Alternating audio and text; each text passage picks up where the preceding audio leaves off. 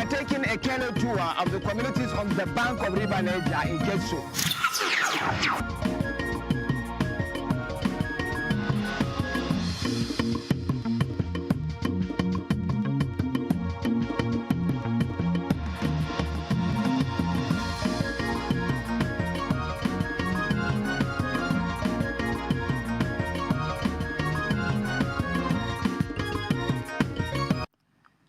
Extreme northern Borno State is paradise. In the signs of heaven, there is no adversity in paradise. Yet, a perfect heaven is achieved only when the devil was chased away. So it is that the paradise that is extreme northern Borno State is perfected only when the devil in Boko Haram is decimated.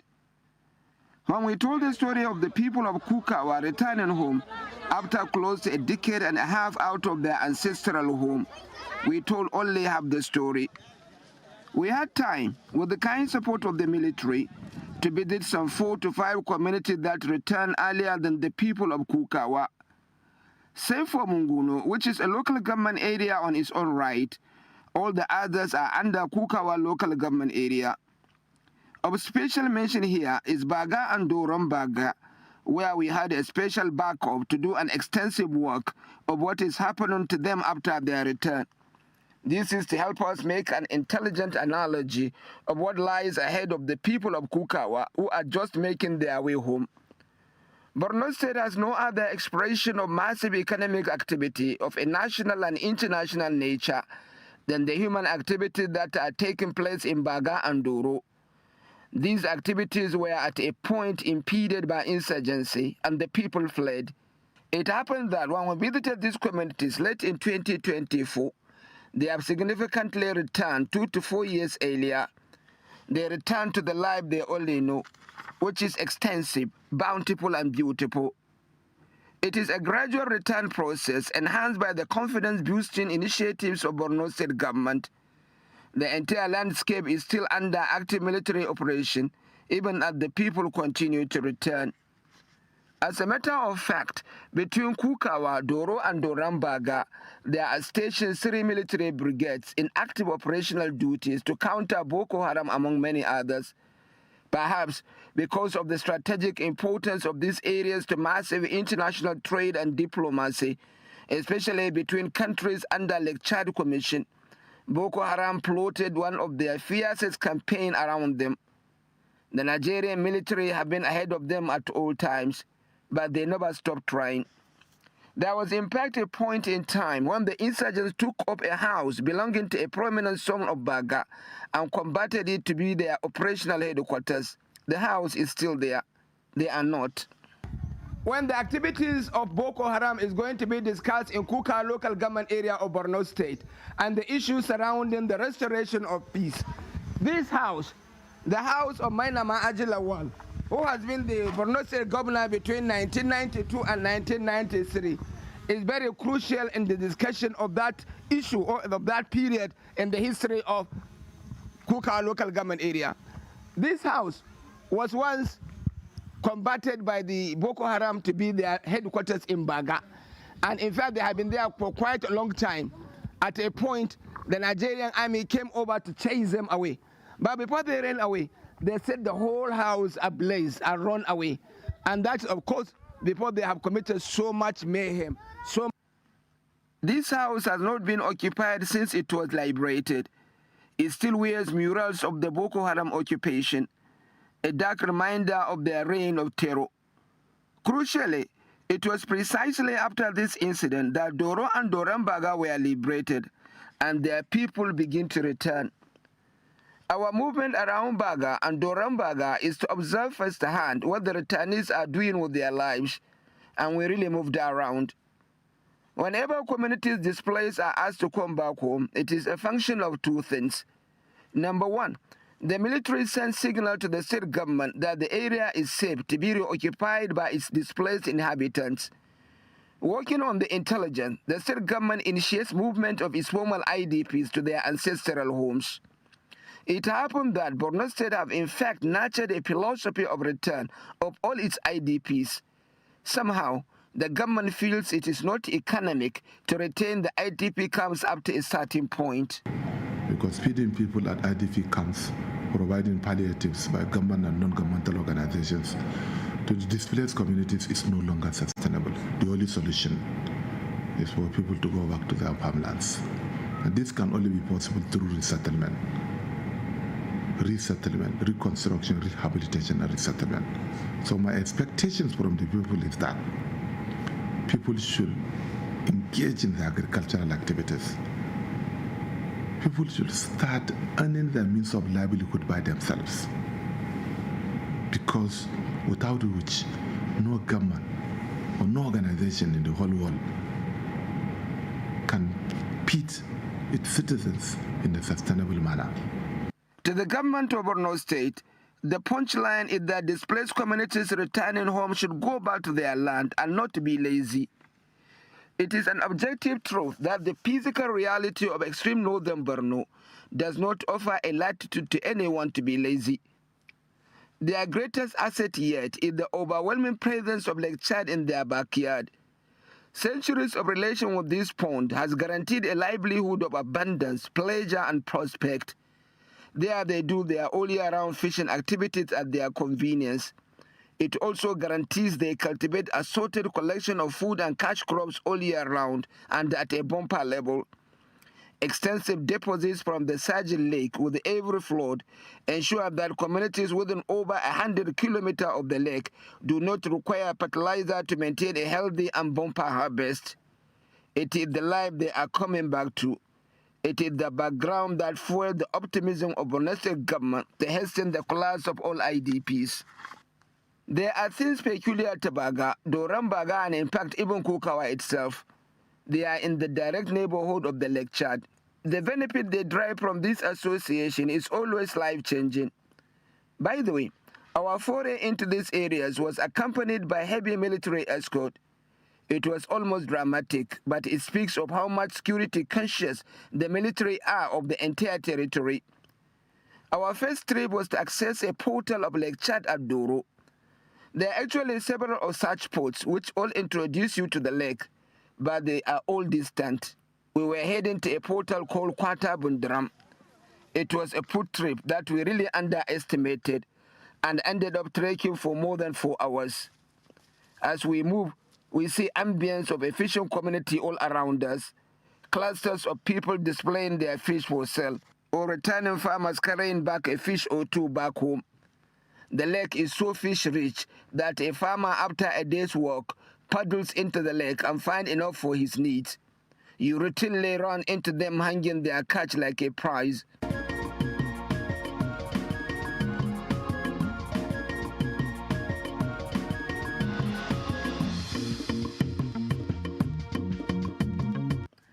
There are still another set of fishermen who are wheeling their fish to the market.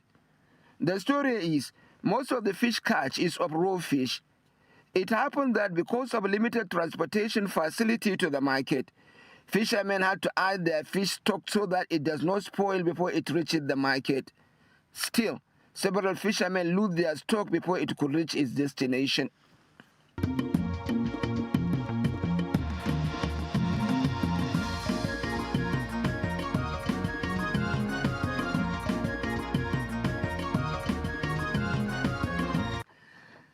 As we continue our foot movement, we appreciate the spacious land around us, alluvial and productive. We even catch a view of a floating tube well and a general ambience of vibrant agriculture around us. In all this are unending pictures of farmers coming back home with the fish.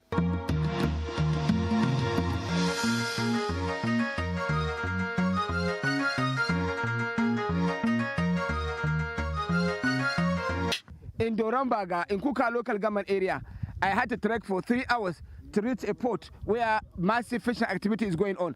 I'm yet to be there. I'm fully exhausted, I must tell you. I had to rest before I take this piece. But then, as you go also, you see interesting visuals, like this boy with his tilapia. Tilapia is a common fish there. We have learned that hundreds of trailers do load here, which means there is a resumption of business and economic activity around the portal. We are still to be there. 3 hours of trekking, we are still to be there. If they tell you, say it's a drill, it is obviously a drill. But along the way, you can see we are capturing some of the images of this much fishing activity that is going on.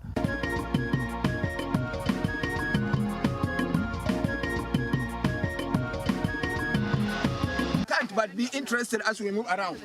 See the kind of fish that are here. They call this one bergi. It's one of the commonest fish we see around this area, and most of the people is what they load, apart from that tilapia, just to see how much endowed they are. It is very strong, it is scaly, it is long, snake-like almost, and you can see it is as if it has a paddle on its tail. Beautiful fish by all means, and of course, all coming to where we are going. Although tired, we were not despairing in our movement. We eventually went through some muddy patches, and a short distance later, we caught up with the bank of the lake at Gundaram. The lakeside is not too busy at the time we arrived, perhaps because it was afternoon, and many a fishing team may have been away in water in active fishing exercises. We chartered a boat to take us around a section of this great lake. Our army escort could not follow us through the water, but strongly warned us against being overindulgent, at least not to stray beyond certain parameters of time and distance. We teamed up as members of the area's Fishermen Association to move around section of the lake anyway.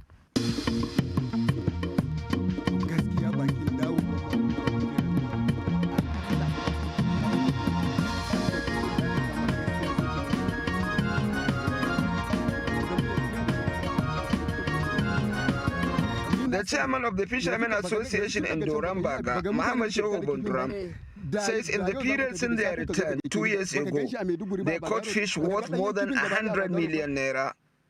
He says it may look significant now because of the dislocations they suffered, and many of their fishermen colleagues are still to come back. But at the period prior to Boko Haram, the time frame could have seen a fish trade worth 100 billion naira.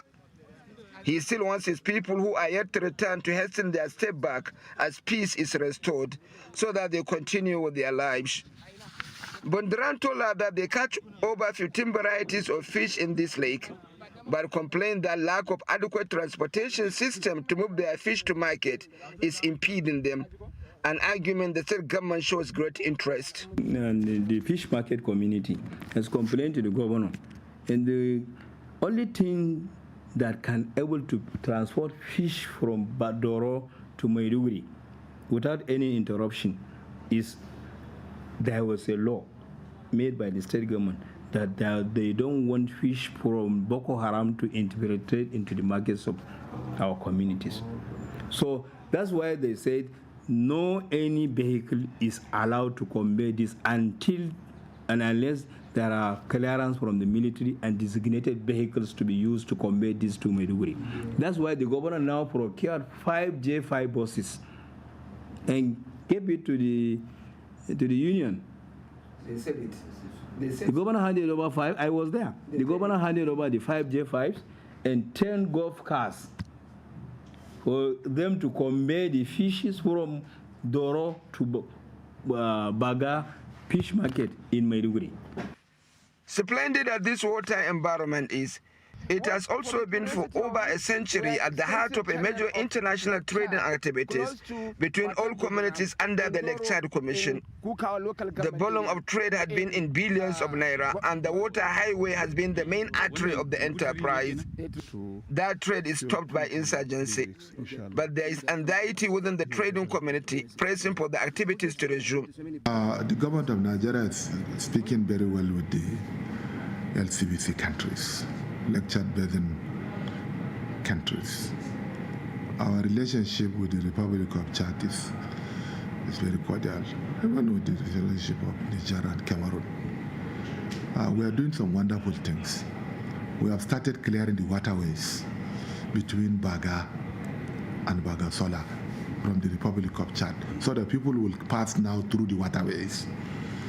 We had experienced some impediments in clearing the water bodies because we don't have some equipment, especially what we call swambukies. The Nigerian Navy has been doing a lot. The naval components in Baga are doing very well. But we recently procured 3 swambukies. Swambukies are those machines that can assist in clearing the water hyacinths and all other the vegetations within the waterways, so that inshallah we shall work with the Nigerian Navy to see that in the next few months, before the next 6 months, or before the next rainy season, the waterway between Nigeria and Chad is reopened. And we are doing a very wonderful job. The storylines along this lake with people returning by the day are unending. We tried to move upland, where another fabulous world is opening for the returnees. On our way out, the Fishermen Association of Bundram donated to us this fish as a parting gift. We had a barbecue at night.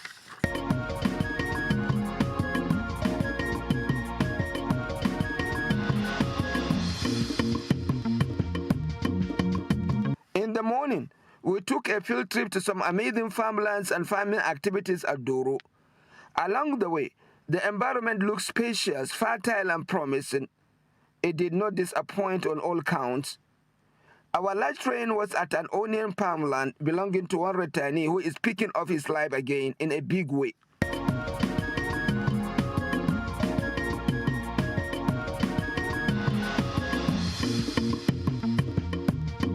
I just want you to look at this farmland.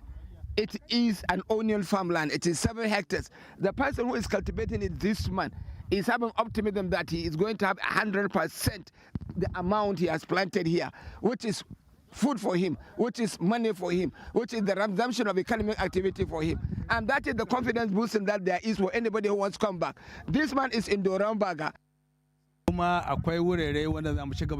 There are open spaces that will allow us to cultivate more than 100 hectares of it. We are waiting for seedlings now. The government's support with petroleum continue to energize us to produce more. This land is suitable for the cultivation of a variety of other crops like maize, rice, sweet potato, beans, and soya beans. No fertilizer is required. When Boko Haram chased us away, we lost onions worth millions of naira. There was a farmer who lost onions worth 20 million naira. Another lost 40 million naira worth of onion. Now, however, it is our wish to cultivate the onion in an extensive scale and worth. We are in fact sending out messages to our brothers who are still to return to immediately do so.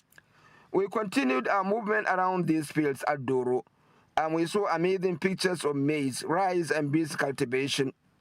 Boko Haram may have hit these people bad, but the land is adequately consoling and enticing them again.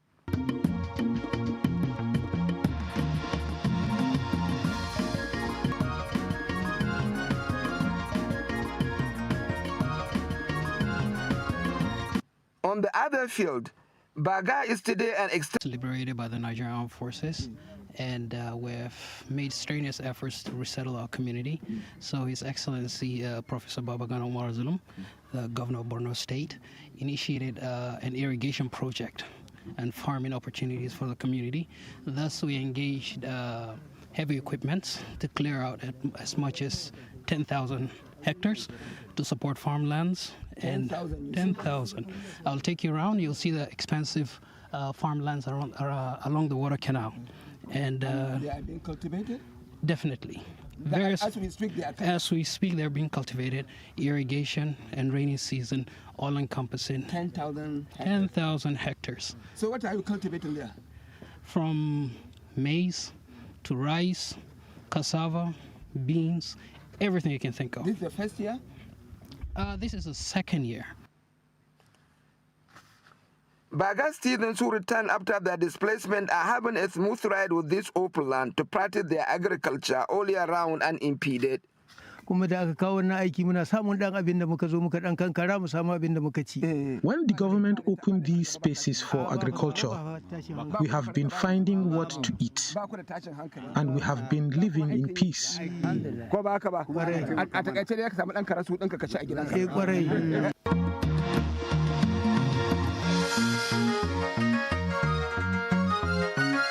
Since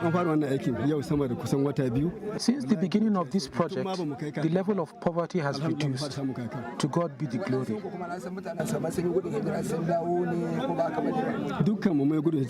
All of us here are refugees. My village is not far away from here, but it is not yet occupied. But this agri support is giving us some mileage to a productive living. Backed up by strong military presence, we visited a significant portion of this massive farmland to acknowledge its space and promise. The farmers do say they do not live with the fear of attack again. The soldiers are always there to give them cover. They also do say the atmosphere at the farm allows for the mitigation of poverty progressively.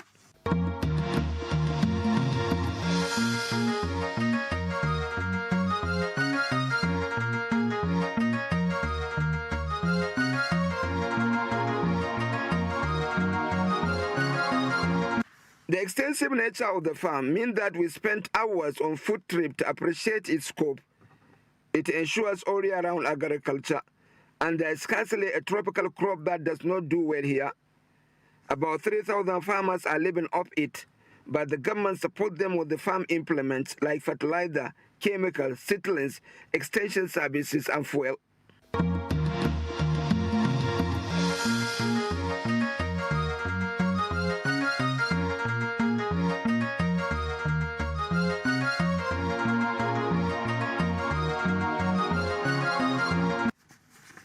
We are also at the naval base in Lake Chad at Baga. This place holds great significance to the returning communities and to the continuous peace of the area. We actually were carried on naval war boats to scan the channel of Lake Chad at the backyard of the base. The base is part of an ongoing effort to dredge sections of the channel to ensure restoration of massive fishing activities and water transportation around it. The channel is also a massive support for that Kingside farmland that seeks to change the fortune of all returnees.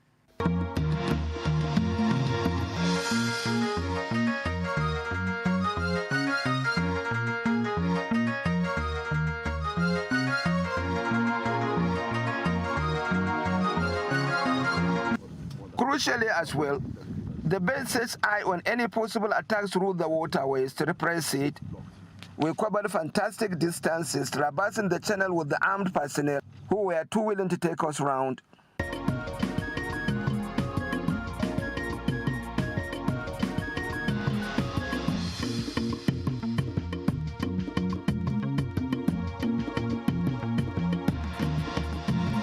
Now, it is a beautiful story to tell, because when we are cruising in safety, and we are cruising happy, and we are cruising looking at the prospect this place has, because it has the potential for agriculture, it has the potential for water transportation, it has the potential to restore the farming, the fishing activity that has been going on there, thanks largely to the efforts of the military and state government to restore peace to the area generally, Baga in particular, which is the economic hub of Borno State. From the base, we visited a demonstration farm just outside, set up to support returnees. It is initiated this year and begin with the 5 hectares to try out a variety of maize. If the maize matures well, which it did, the community takes it. It will be a precursor to an extensive corporate model to come after the initial trials. All inputs are provided by the state government. Next year, the farm will be extended to 30 hectares.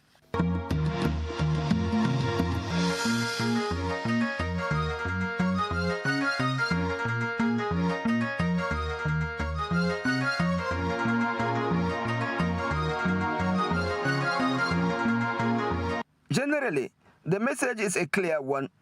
All internally displaced persons whose return destination is extreme northern Borno State do have a paradise in wait.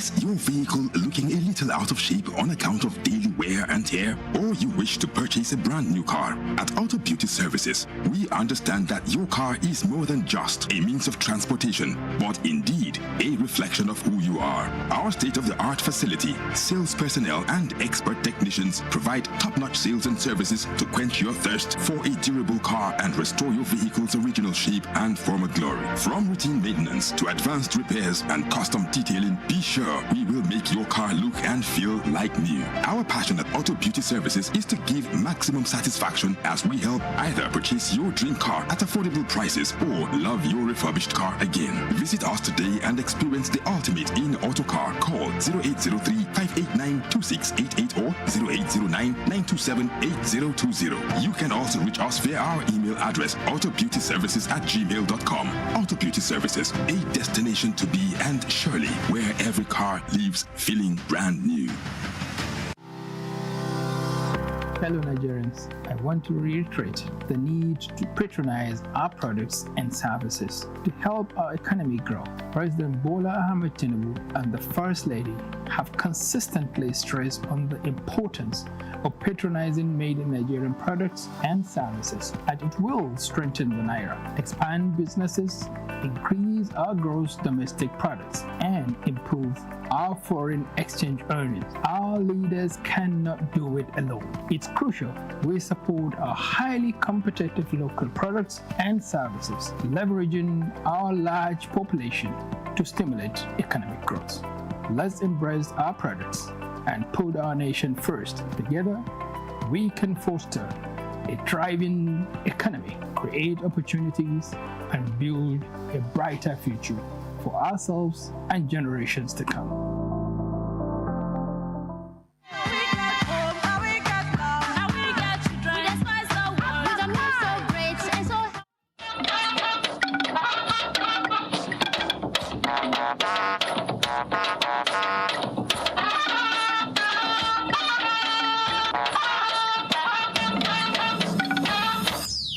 Congratulations!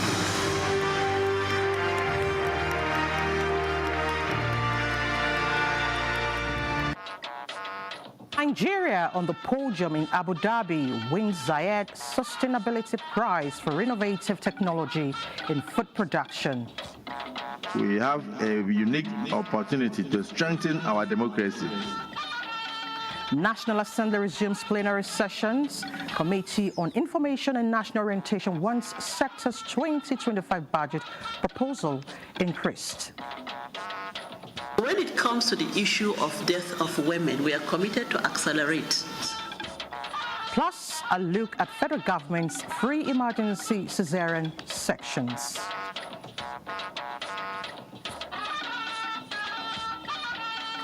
Good evening, and nice to have you join us on the Network News on NTA.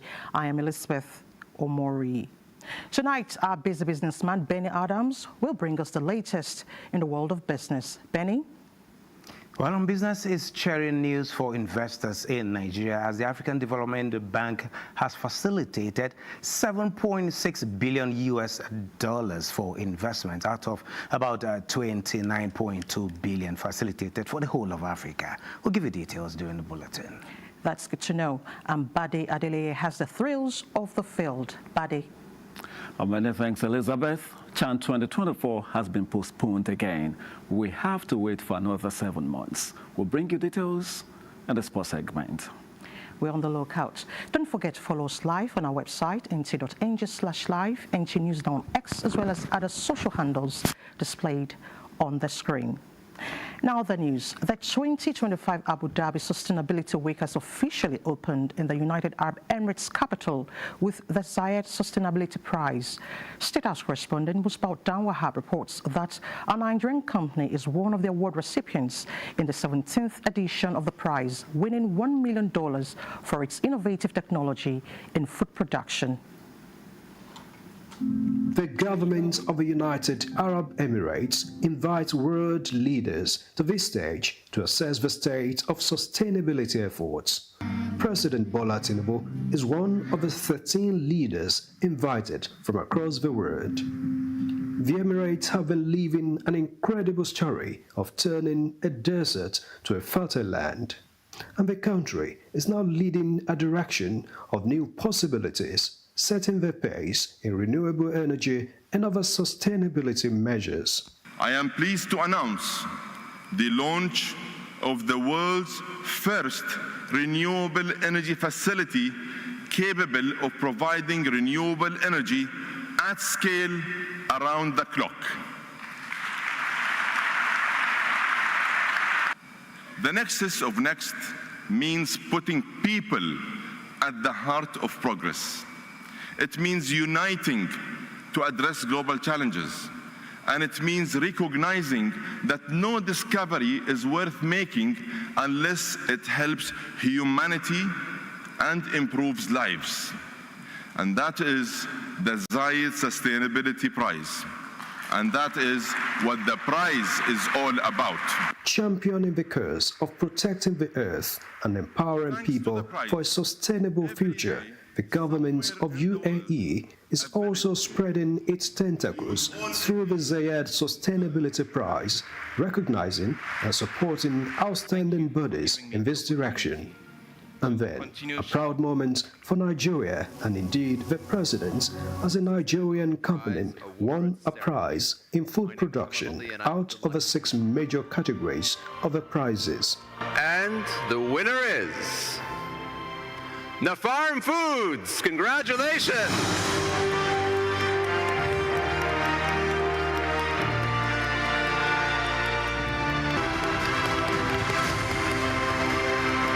We make hybrid solar food dryers for drying food, fruits, vegetables. We also support other cottage food processors, which is the center, that's the core of our business. Nafarm Foods is based in Kaduna State with operations currently in 6 northern states. So with this award, we believe we are going to reach 16 other states soonest. And it will really go a long way. Our winners today, changing the world. The summit continues with other events, including high-level sessions of world leaders. In Abu Dhabi, Musbal and Wahab, NTA News. And back home, Senate has reconvened plenary after the Christmas and New Year break with renewed commitment to collaborate with the executive for overall development. The sitting commenced with confirmation of appointees of President Tinubu into the board and management of the South, East and Northwest Development Commissions. President of the Senate, Godswill Akpabio, assured Nigerians that the Red Chamber will work meticulously on the 2025 budget proposal under consideration with the usual patriotic zeal. He also disclosed plans to further amend the Electoral Act. As the nation begins preparations for the next electoral cycle in 2027, we have a unique opportunity to strengthen our democracy by tinkering with our Electoral Acts, to strengthen it for the congresses, primaries, etc., and conventions. Electoral reform is not just a legislative duty, it is a moral imperative. National Assembly correspondent Lami Ali reports that Senate in the meantime adjourned plenary for another 2 weeks to resume Tuesday 28th of January 2025 to enable standing committees continue budget defense engagements with MDAs. Meanwhile, passage of the 2025 appropriation bill and the tax reform bills before Parliament have been listed as priorities as the House of Representatives resumed plenary after the Yuletide. The House is also advocating increased funding, provision of modern equipment and enhanced welfare packages for the armed forces of Nigeria. National Assembly correspondent Mitari Ikmen brings us details. Crucial bills are before lawmakers as they resume plenary to tackle socio-economic challenges through legislation. The resumption. The Speaker's address delivered by the Deputy Speaker sets the tone for legislative business. Our legislative agenda for 2025 prioritizes the passage of the appropriation bill and the tax reform bills, both of which are pivotal to economic recovery and fiscal stability. These reforms are essential, broadening the tax base, improving compliance, and reducing dependency on external borrowing. While commemorating Armed Forces Remembrance Day, the House is unanimous in a resolution that the nation's military deserve more funding and benefits. Calls on the relevant committees of the House to regularly assess and provide recommendations for the improvement of the armed forces operations, ensuring their continued efficiency and effectiveness. An offer of automatic scholarship through basic, senior secondary and tertiary education for the children of our fallen heroes, so that this will motivate the forces to do better while in their line of duty. To curb the spread of various strains of hepatitis, lawmakers are pushing for increased awareness and testing for the virus. To urge the Federal Minister of Health and Social Development and the relevant agencies to make testing, vaccination and treatment mandatory for children below 5 years of age to prevent mother-to-child transmission, ensure safety standards are adhered to both in public and private healthcare facilities in the country towards containment and prevention of further spread of viral hepatitis. At the Committee of the Whole, the House adopted the report of the Conference Committee which harmonized the Southwest Development Commission Bill for presidential assent. Today is the final that the House has just passed, and which means that it will be transmitted by the clerk to the National Assembly straight to the President for his assent. And once that is done, Southwest Development Commission has come to stay. The House has adjourned plenary for 2 weeks till the 28th of January 2025 to enable lawmakers intensify scrutiny of sectoral allocations in the 2025 budget. From the National Assembly, Mitaire Ikwen, NTA News. Considering the place of information management in promoting policies and programs of government, the National Assembly has rejected the Ministry of Information and National Orientation's 2025 budget proposal, describing it as inadequate. The legislators sought special intervention to support the ministry and its agencies in discharging their duties. Details of this report will come in the course of the bulletin. Still on budget defense, the Joint Admissions and Matriculations Board, JAMB, has clarified that it did not present a budget performance for 2024 during its recent appearance before the Joint Committee on Finance of both the Senate and House of Representatives. The board presented its 2025 budget proposal, according to its registrar, Professor Ishak Oloyede. Addressing journalists on the matter, Professor Oloyede dismissed allegations of excessive spending in 2024, particularly on items such as meals, fumigation, security, and cleaning. He described such claims as baseless. The registrar explained that in line with policies of government on outsourcing, JAMB has contracted reputable firms to provide essential services. These include 386 security personnel and 194 cleaners deployed across its over 40 offices and computer-based test centers nationwide. All offices in 2024 not up to 1 million. And what we budgeted for 2025 for fumigation is less than 2 million. There are security reasons for not allowing people going in and coming out. You also know that we have some ICT infrastructure that will be damaged if we allow people to be bringing food and remnant. So we created a canteen and we provide for them. So Oloyede also spoke on the 6.4 billion naira allocation for local travels and transportation for trainings in the proposed 2025 budget.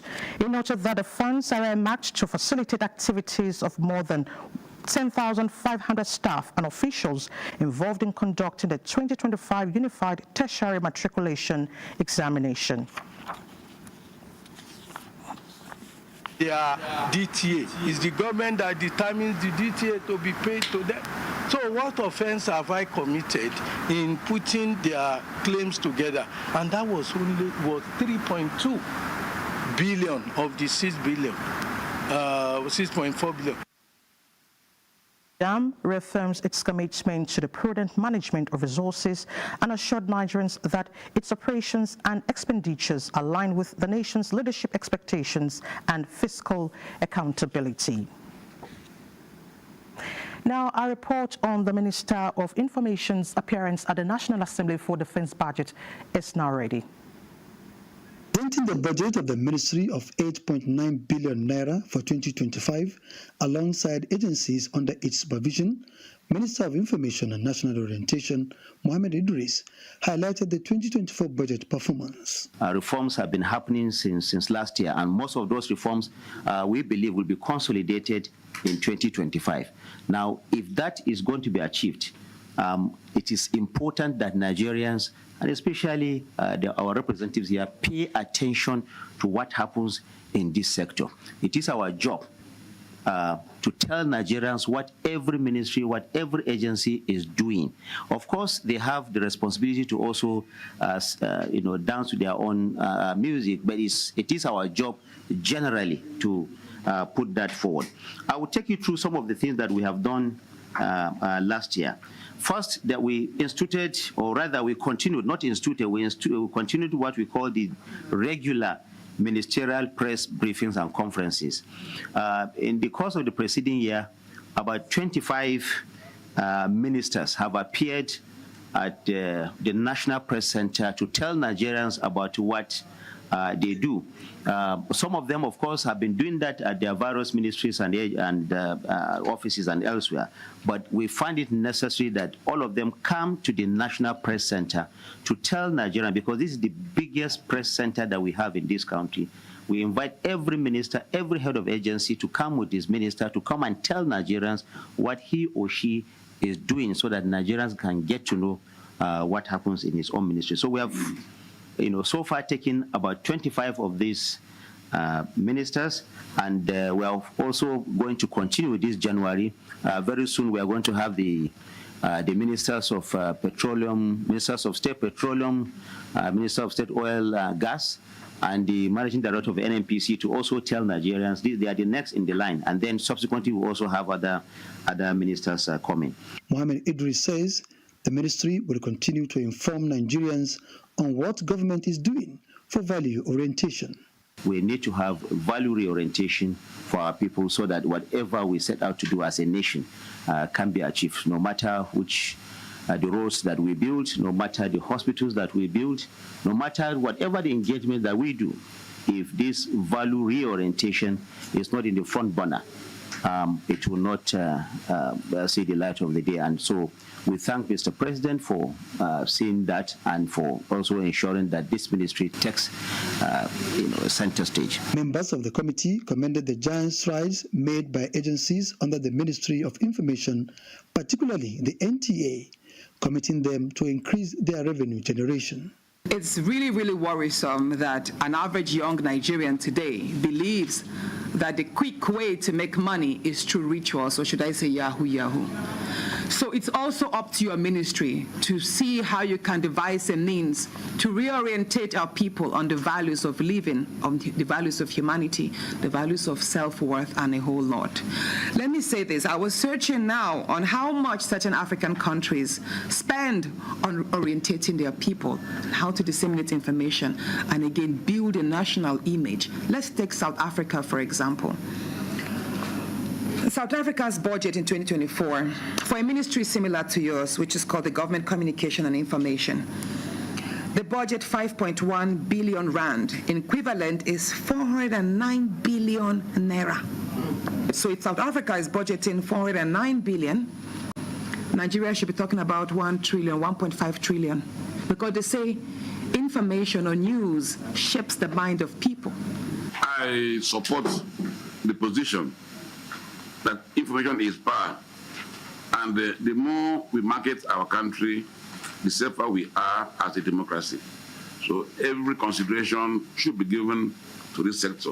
When I see this kind of figures for Federal Ministry of Information, it is no fault of yours.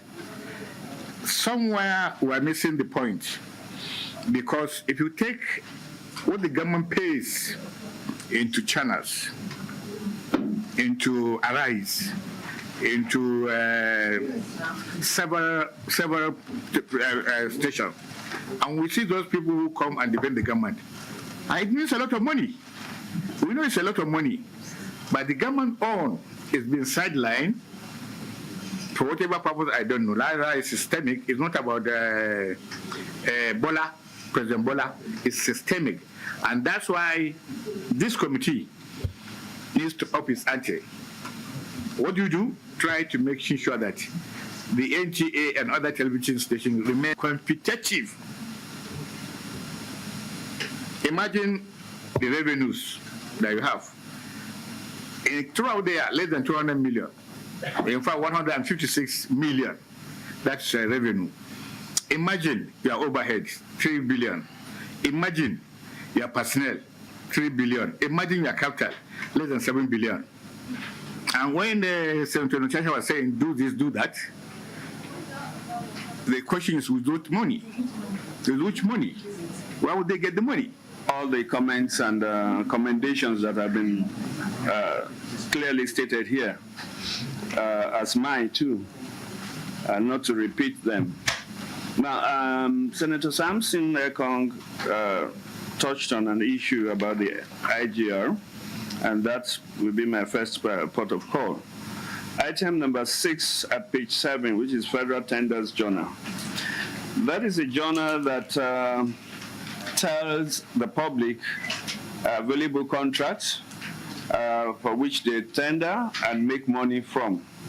And I think the cost of that journal is too low. So what we propose to do this year is to reject this budget. You go back to the president, considering the level of activity we expect from you and the deliverables that are required.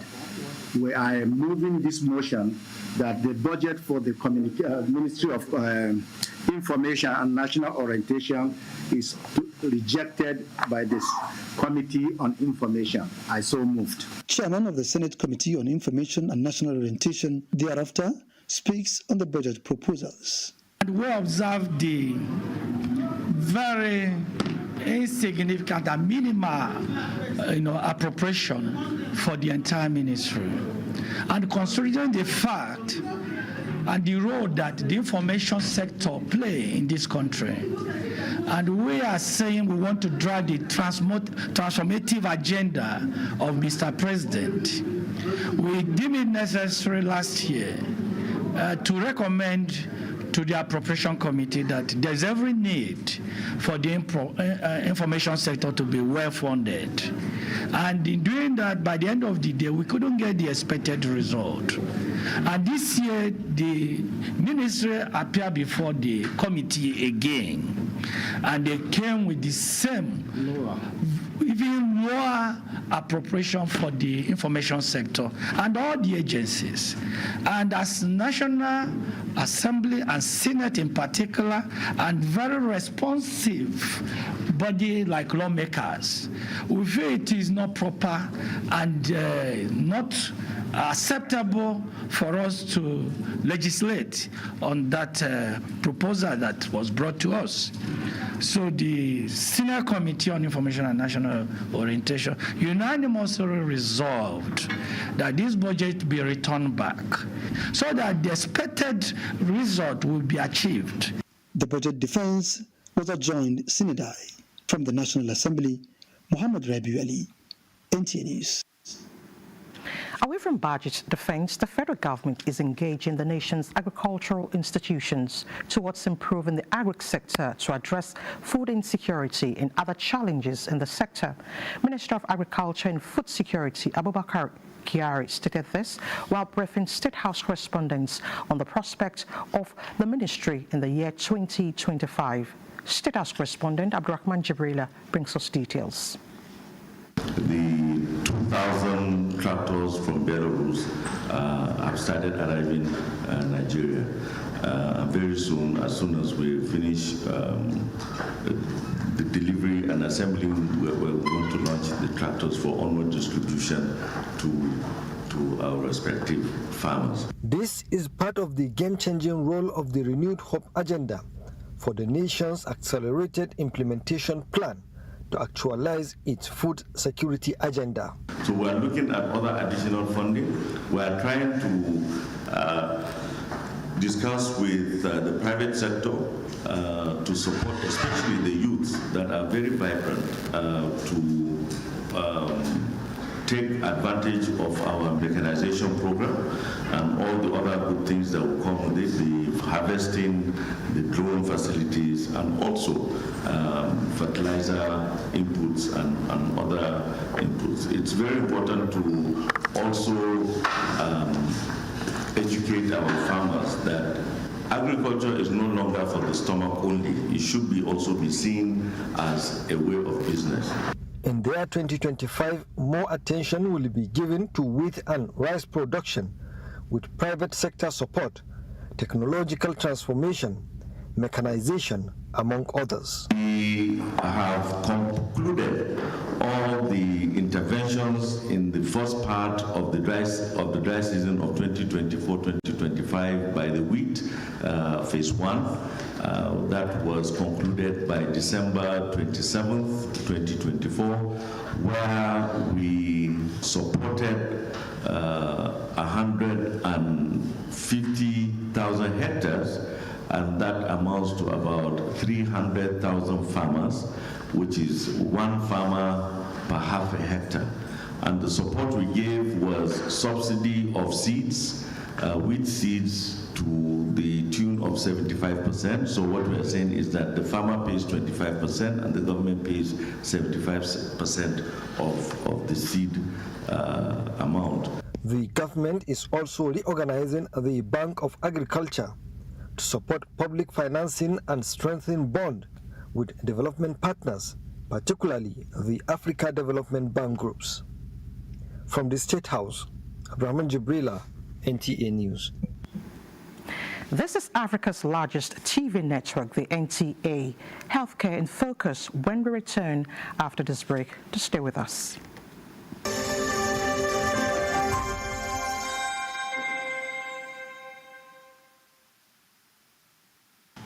I am Oluremi Tinubu, the global and national Stop TB champion. Many people have asked why I've chosen to champion the fight against a disease like tuberculosis. My reason stems from a deep personal experience. I once had a friend who unfortunately fell ill and concealed the nature of his sickness until it was too late. Eventually, after he passed, we discovered he had tuberculosis. Sadly, due to the stigma and discrimination surrounding the disease, he would not speak up or seek for help. His death was a painful reminder that we could have intervened and saved a life if only we had known earlier. Tuberculosis is an airborne disease that primarily affects the lungs, but can also impact other parts of the body. Being airborne means anyone, regardless of their social economic status, can contract it. In Nigeria, one person dies of TB-related illness every 7 minutes, amounting to 206 deaths every day. Globally, one person succumbs to TB every 25 seconds, which is a staggering 3,456 lives lost daily. These deaths are entirely preventable because TB is curable if detected and treated early. If you or someone you know has been coughing for 2 weeks or more, coughing up blood, experiencing night sweats, or losing weight drastically, it might be TB. Please visit the nearest government hospital or primary health care center for proper diagnosis and treatment. TB treatment is free in all government and some private health facilities. Let us also remember not to stigmatize or discriminate against TB patients or those who have been treated for TB. Individuals who have been cured of TB cannot infect others. I call on all stakeholders, especially the private sector, to join us in the fight to end TB in Nigeria. Together, we can make a difference. Remember, TB anywhere is TB everywhere. End TB by 2030. Yes, we can.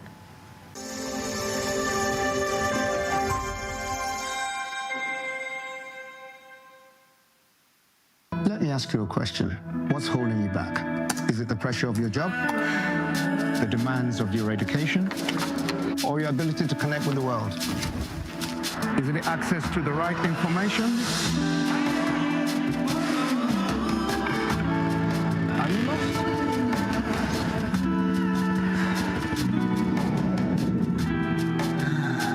Is it your location, or where you live, or how far you are away from the opportunities? Maybe it's your language, your culture, or your traditions. Again, I ask you, what's holding you back?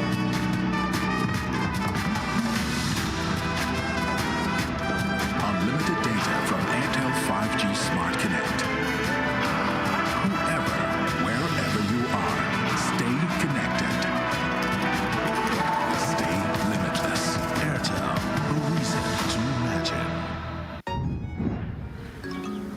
Good morning. Good morning. Why is your sun shining like this? Can't you see that Harmattan season is here? We need to protect our children from this dry weather. What about the invisible germs? Invisible germs? During Harmattan, it's not enough to only protect your skin. You also need protection from these invisible germs. To protect our families, we use Dettol. Harmattan season brings a lot of germs, but Dettol with Germ Defense gives protection from up to 100 illness-causing germs.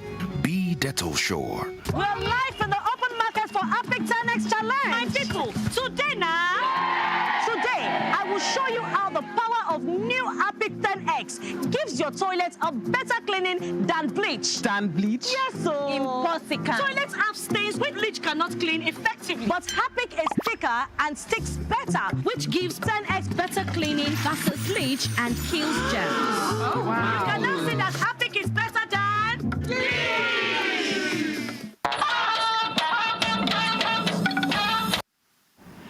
You're still watching the network news on NTA. Effective and qualitative healthcare service delivery to all Nigerians is one of the cardinal objectives of the present administration. Minister of State for Health and Social Welfare, Isaac Adekunle Salako, made the assertion as he took stock of some agencies under his office. Mojanatu Adam Said reports. Challenges of battling non-communicable diseases as well as some terminal diseases is still an issue in developing countries like Nigeria. Hence, the resolve to ensure qualitative health care for all Nigerians in fulfillment of promises made by the present administration. When achieved, the minister believes will cut down on medical tourism. Manufacturers and colleagues. So I'm sure you realize that during COVID, you had more people who were producing sanitizers, and that went a long way in ensuring that Nigeria controlled COVID-19 in the way it did. We are excited to highlight two significant projects: the new clinical services building, this, and ward extension, which is about 64 bedded. We offer advanced medical services such as routinely we do open heart surgeries, spine and neurosurgical operations. Stakeholders in the Nigerian project commit to ensuring government succeeds in its plans. So we believe that for us as ministers and for all the agencies, all the workers, we must work very hard to justify the confidence that Mr. President is reposing in the health sector. Another concern of stakeholders is the need to invest in prevention rather than cure. In Abuja, Mojanatu Adam Said, NTA News. Still talking health, the Coordinating Minister of Health and Social Welfare, Professor Mohammed Ali Pate, says President Bola Tinubu has approved the mass recruitment of young Nigerians to serve as accountability officers who will monitor the construction and operations of 8,800 new primary health centers nationwide. The Coordinating Minister stated this at a capacity building workshop for state desk officers under the sector-wide approach program SWAP for office in Abuja. Be very impressive. So it's a proxy of health system performance if we're able to improve the services, particularly for the poorest and most vulnerable populations. And that idea requires us to act, to think differently. The SWAP is an approach, so there are expectations around coordinating stakeholders at state level, so that performance management, monthly things can happen that build up to our quarterly discussions with states. There are expectations around resource convergence, so visibility of spending and ensuring young Nigerians to monitor and ensure the integrity of all health centers they are assigned to, underscoring the importance of the SWAP framework. Do you know that a woman dies of pregnancy-related causes every 2 minutes globally, even when most of these deaths are preventable if the right care is provided at the right time? The Nigerian government has been prioritizing an end to maternal mortality. The latest of such initiatives is the free emergency cesarean sections for indigent women, tagged Supporting Financial Access to Comprehensive Emergency Obstetric and Neonatal Care, driven by the National Health Insurance Authority. Olusheye Adiagbo tells us more about this initiative. Nigeria is ranked third in the world in maternal mortality rate, recording 1,047 deaths per 100,000 births, and in 2023 alone, about 100,000 women lost their lives during births and after birth implications across different parts of the country.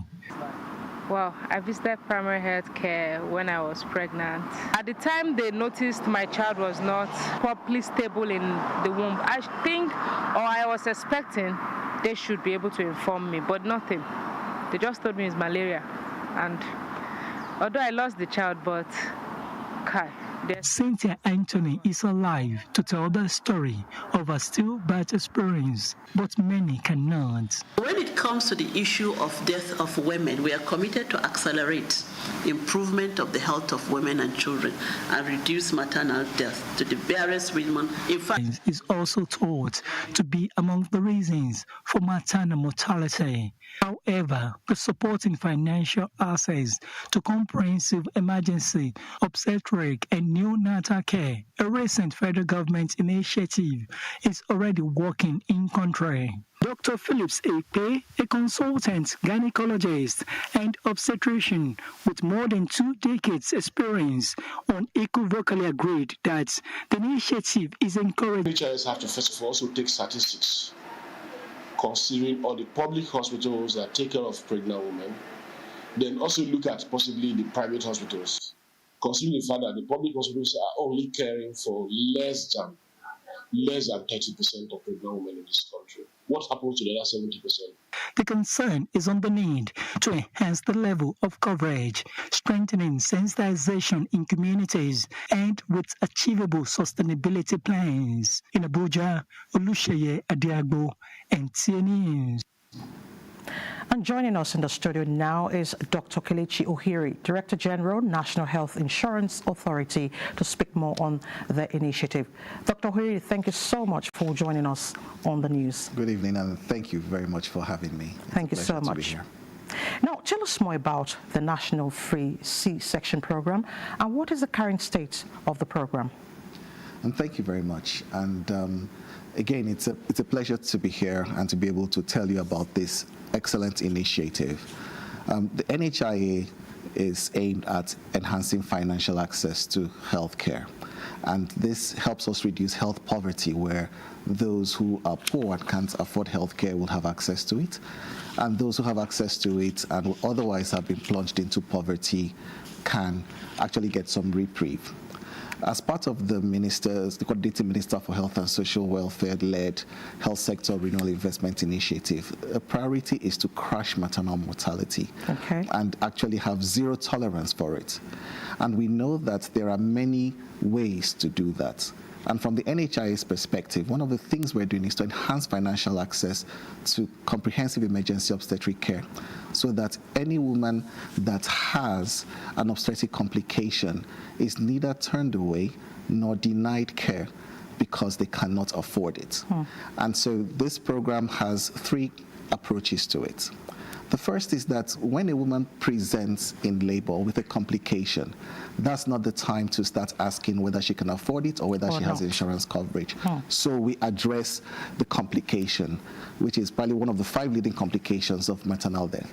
Then after the resolution, we provide other services and then ensure that this woman is enrolled in a health insurance scheme so that subsequently any subsequent pregnancy is covered, because emergency obstetric care, including cesarean sections, are part of the benefit package. Okay, Dr. Ohiri, recently the coordinating Minister of Health announced that there was a record-breaking rate of health insurance enrollment in 2024.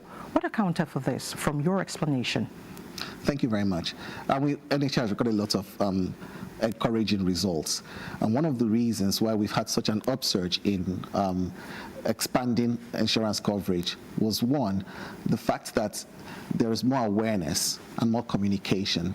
Secondly, every state in Nigeria now has a social health insurance scheme, and we've been partnering with the states to expand that. More funding consistently has been provided to cover the vulnerable. So not only do we have the formal sector covered, we also have the informal sector and the vulnerable populations covered.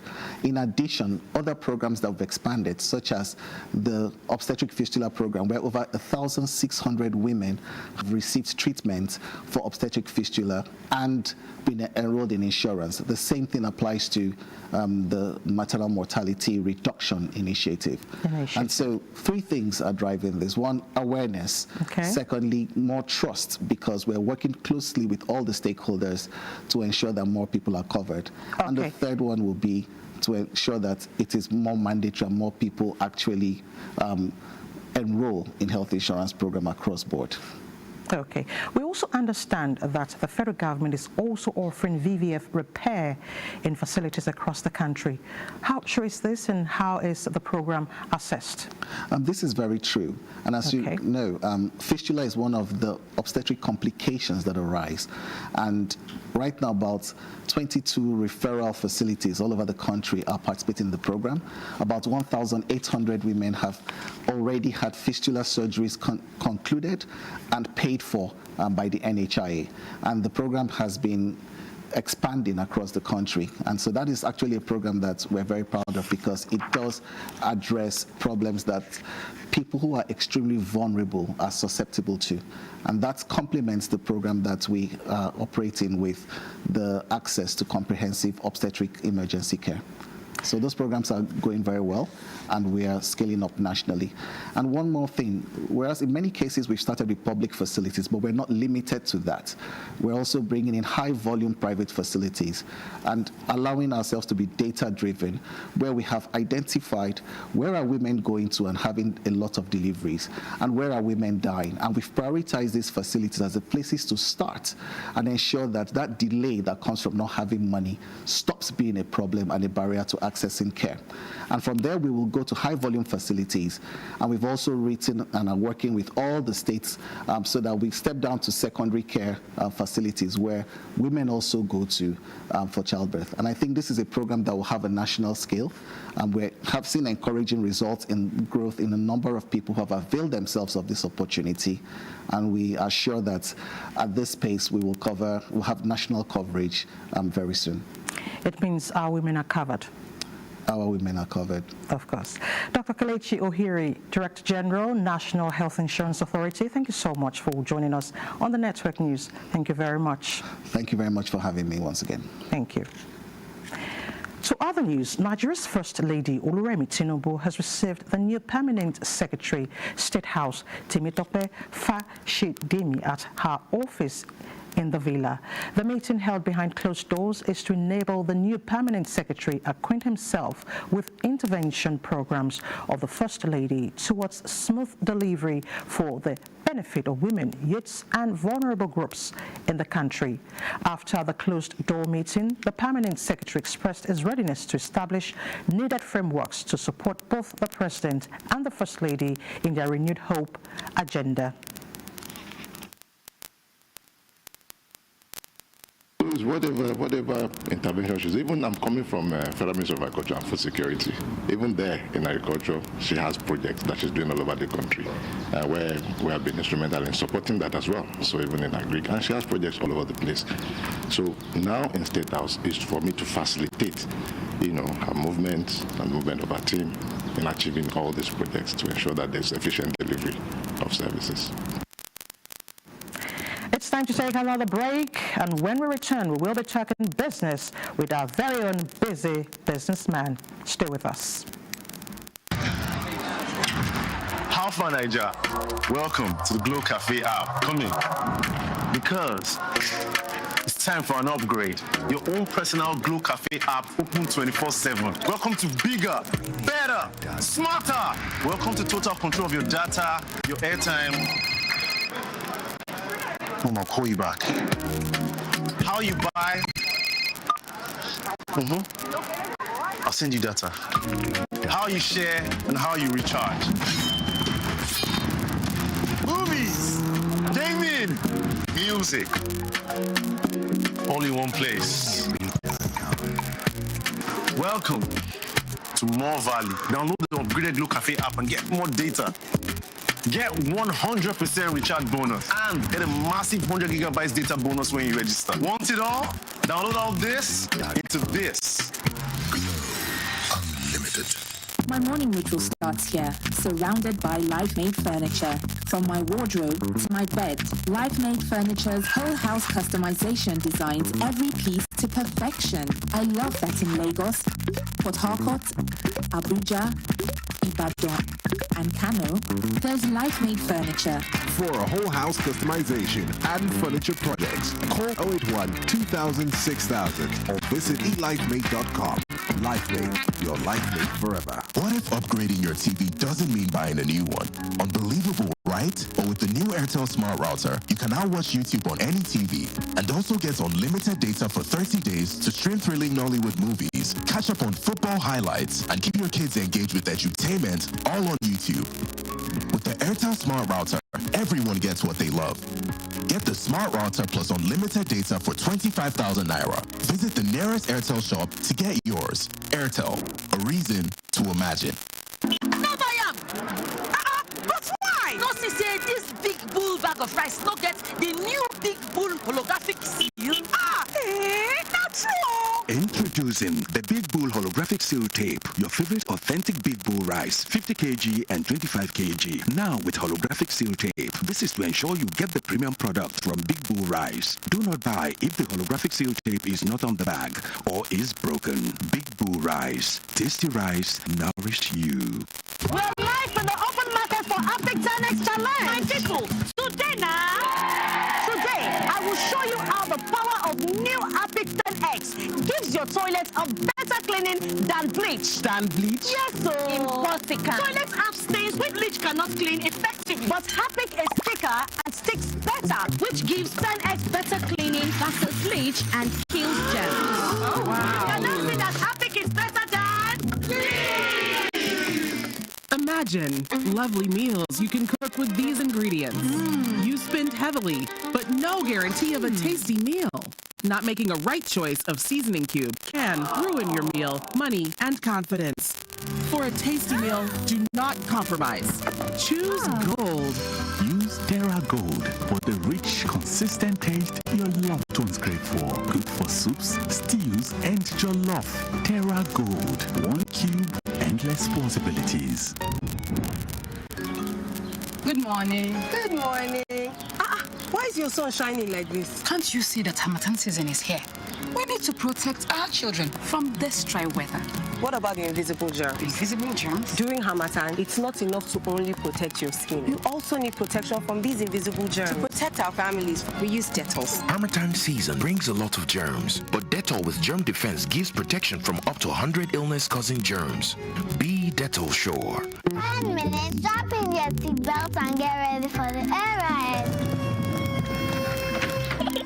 Every kid is amazing at something, but we call amazing kids Amazinators. Feed your kids with the Golden Penny Amazing Day cereal. It contains protein, fiber, calcium, and vitamin A, which gives your kids the power of 4 to nurture them to greatness. Amazing Day cereal. Nurture their amazing. The new Harpic sachets. It has a thick formula, so all you need is just 1 sachet for your toilet bowl. It gives 10 times better cleaning and big savings too. Wow, Helen! Sparkling clean toilet with Harpic sachet.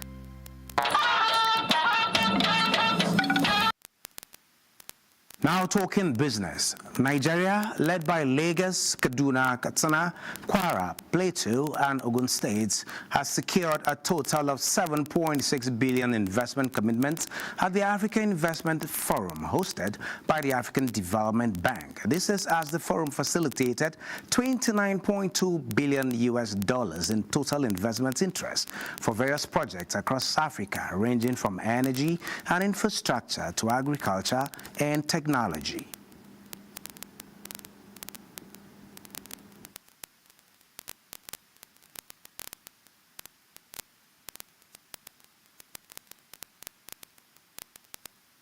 Africa, ladies and gentlemen, presents such a unique investment opportunity which cannot be ignored. Don't just believe me, believe the data. The New York Times said recently, the world is becoming more African, as 1 out of 4 people in the world by 2050 will be African. The size of Africa's food and agriculture market will rise to $1 trillion by 2030. Demand for infrastructure presents an annual investment opportunity of at least $170 billion a year, from energy, transport, digital infrastructure, water and sanitation, and many more. Your presence here today shows that you see the investment opportunities for value creation in Africa. Again, believe the data. Come to Kaduna State and see the comparative advantage we have with regards to agriculture. Now, the Nigeria Customs Service has announced the generation of more than 6.1 trillion naira for 2024. Kunle Adeyeye reports that Comptroller General of the Service, Adewale Adeniyi, in a news conference emphasized that the agency surpassed its revenue target of 5.07 trillion naira by 22%. During this year, we collected a total sum of 6,105,315,543,489 naira 50 kobo. This performance surpassed our target of 5.079 trillion by 1 trillion. Now, looking at the stock market, Africa gets new stock market as Ethiopia woos investors. The market is set to begin trading on Friday after a 5-decade gap. While we await Friday's opening gong, let's see the numbers from other African countries. As Nigerian investors lost 1.06 trillion naira, the highest in a long while, with market closing at 63.19.35 million units traded, worth 3.15 billion naira. On the aggregate, 125 companies participated in trading, ending with 23 gainers and 41 losers. And looking at South Africa, Tunisia, as well as Namibia, it's been a mixed grill. Nigeria going down, talking about 1.66%, and then Namibia overall index 0.49%. But for South Africa, 0% increase and 0.61%, which is to say Africa is doing great at this time. Well, this is it on our business. Elizabeth, you can take it from here. Thank you so much, Benny. The Borno State government has approved free cataract surgeries for 10,000 patients as part of efforts to address the health of patients, an initiative facilitated by Senator Mohammed Ali Undume, representing Southern Borno, with support from the state government. Mohammed Goni reports. I've been suffering from this ailment for the past 2 years. I'm grateful to you. Zawama is one of the 304 beneficiaries who was briefed on the process by the Health Commissioner, Professor Baba Malam Gana, and the Medical Director of the Eye Hospital, Dr. Yagana Kyari, assured that no one will be left out. And then because of what I have seen, I have now told them that we should not stop at 1,000 only. We shall extend the numbers of people that will benefit from this scheme up to 10,000. The surgeries will be conducted in Biu and Mongono Eye Hospitals, with each attending to 3,000 patients, while Maiduguri Eye Hospital will cater for 4,000 patients. The governor also announced that each patient who undergoes surgery will receive 50,000 naira, while all categories of workers involved in the surgeries will receive 100,000 naira each. We started the first one in 2007. And then we have been doing that annually. We did 3 times, then unfortunately we were confronted with this insurgency problem. Senator Ndume praised Governor Zulum for extending the initiative to cover 10,000 patients, describing it as a groundbreaking achievement. In Maiduguri, Mohamed Goni, NTA News. Badia Adeleye will be up with sports updates after this break. Stay with us. At Home Options, you step into our showroom and indulge your senses with our timeless designs and craftsmanship. From plush sofas, when it comes to bathroom solutions, our stylish fixtures, lavish tubs and showers are crafted for your well-being, transforming your daily routine into a ritual of indulgence. At Home Options, we provide lifestyle solutions. So, visit our showrooms in Lagos and Port Harcourt, because your space deserves to mirror your impeccable taste. Home Options. Live well.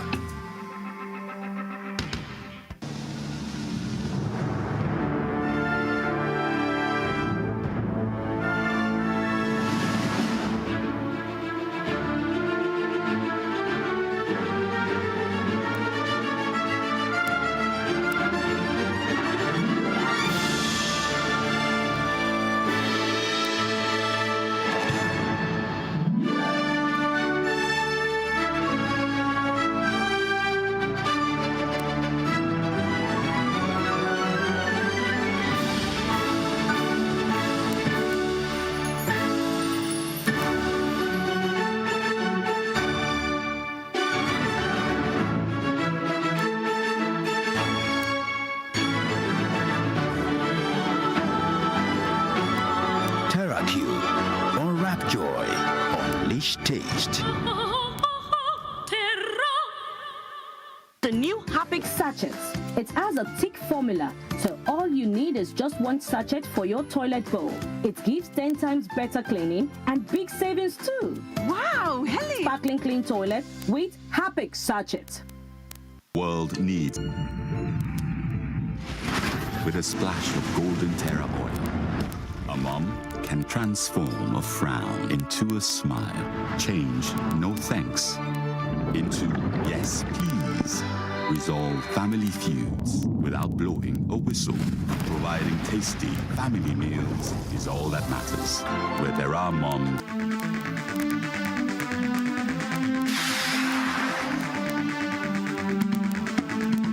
Of all Nigerians. That is our focus on NTA Tuesday Live, coming up on the 14th January 2025. Tuesday Live, every Tuesday at 10:30 p.m. Incisive and educative as ever. Join us.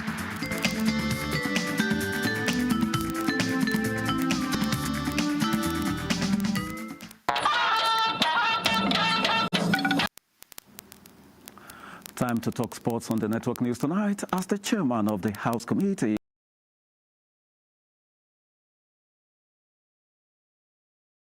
on sports Naira in 2025. Amadu made this remark on Tuesday during the budget defense Nigeria Football Federation and the National Institute for Sports before the committee at the National Assembly. The government have shown their skill by first taking the first step by making the clear budget. That's the departure from what we see in the past. I hereby implore you to justify the confidence imposed on you by Mr. President, Bola Ahmed Tinubu, and the Nigerians by deploying your wealth of experience in ensuring optimal utilization of the allocations in the 2025 budget when approved and passed by the National Assembly. Now, the curtain raiser of the 2024-2025 Nigeria Women's Football League Premiership season between defending champions Edo Queens and Abia Angels will be live on NTA Sports on Channel 270 on Star Times this Wednesday. Studio opens at 5:30 in the evening. And of course, let's let you know that CAF has now postponed the 2024 CHAN to August 2025. That's a bit on sports. Let's return to Elizabeth. Thank you for the updates, Bade. And that's the news tonight. Thank you so much for your time. I'm Elizabeth Omori.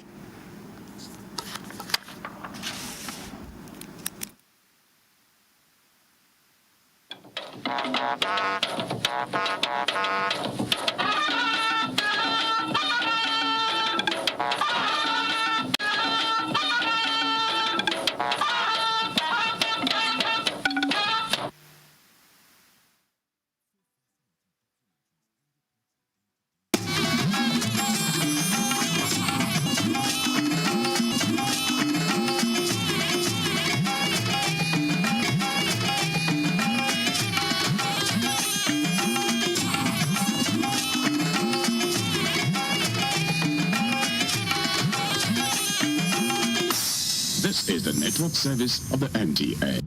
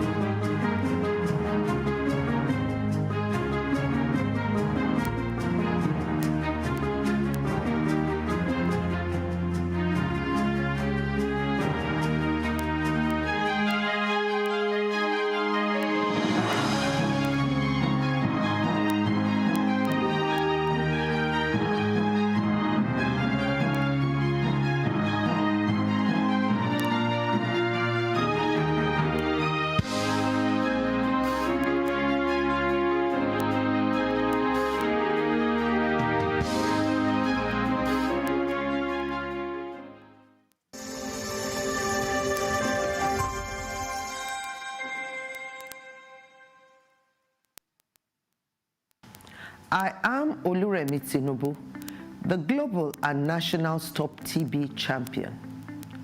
Many people have asked why I've chosen to champion the fight against a disease like tuberculosis. My reason stems from a deep personal experience. I once had a friend who unfortunately fell ill and concealed the nature of his sickness until it was too late. Eventually, after he passed, we discovered he had tuberculosis.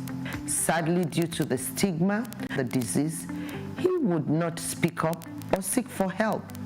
His death was a painful reminder that we could have intervened and saved a life if only we had known earlier.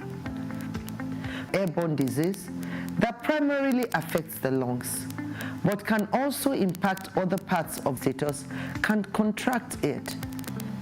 In Nigeria, 1 person dies of TB-related illness every 7 minutes, amounting to 206 deaths every day. Globally, 1 person succumbs to TB every 25 seconds, which is a staggering 3,456 lives lost daily. These deaths are entirely preventable because TB is